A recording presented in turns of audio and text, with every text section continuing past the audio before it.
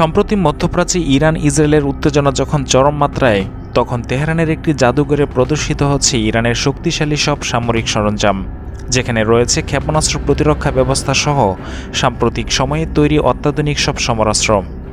Iran ইসরায়েলের পাল্টাপাল্টি হামলার পর নিজেদের ভূখণ্ড রক্ষার পাশাপাশি পুরো মুসলিম বিশ্বের পাশে দাঁড়াতে নিজেদের সমরাস্ত্রের জানান দিচ্ছে তেহরান। গত ১ অক্টোবর ইসরায়েলে হামলার পর থেকেই ইরানের এসব সমরাস্ত্রের বড় অংশ হয়ে গেছে ব্যালিস্টিক ক্ষেপণাস্ত্রের। যুক্তরাষ্ট্র বলছে পুরো মধ্যপ্রাচ্যে ইরানের মতো ব্যালিস্টিক ক্ষেপণাস্ত্র কোনো দেশের কাছে নেই।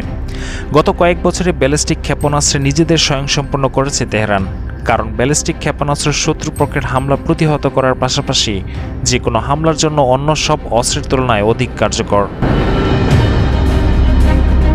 আন্তর্জাতিক গণমাধ্যমগুলো বলছে ইসরায়েলে আক্রমণে ইরান প্রথমবারের মতো ব্যবহার করে শব্দের চাইতে ৫ থেকে ২৫ গুণ বেশি দূরপাল্লার ফাত্তাহ ২ ক্ষেপণাস্ত্র।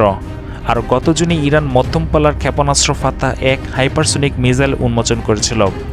সেই অনুষ্ঠানে উপস্থিত ছিলেন প্রয়াত প্রেসিডেন্ট ইব্রাহিম রাইসি।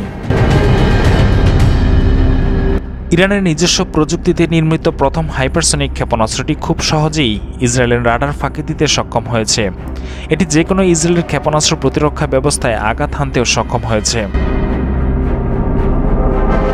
এছাড়া ইরানের মিসাইলগুলোর সক্ষমতা অতুলনীয়।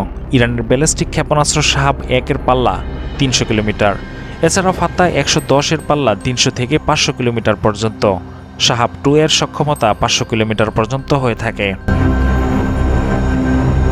তাছাড়া জোরপাগার এর পাল্লা ৭০০ কিলোমিটার, কিয়াম 1-এর সক্ষমতা ৭৫০ কিলোমিটার এবং শাহাব 3-এর পাল্লা ২০০০ কিলোমিটার পর্যন্ত। এছাড়াও ইরানের আছে গদার ও ইমাদ সিরিজের ক্ষেপণাস্ত্র। সুপরিচিত এইসব ক্ষেপণাস্ত্রের পাশাপাশি ইরানের ভান্ডারে আছে অগণিত ড্রোন আর সমরাস্ত্র। বিশেষজ্ঞরা বলছেন ইরানের এমন কিছু ব্যালিস্টিক ক্ষেপণাস্ত্র আছে যা সাধারণ ক্রুজ ক্ষেপণাস্ত্রের চেয়ে দ্রুত লক্ষ্যে পৌঁছায়। শুধু তাই নয়, ব্যালিস্টিক ক্ষেপণাস্ত্রের উচ্চ গতির কারণে ক্ষেপণাস্ত্র প্রতিরক্ষা ব্যবস্থার মাধ্যমে সেটিকে আটকে দেওয়া কঠিন।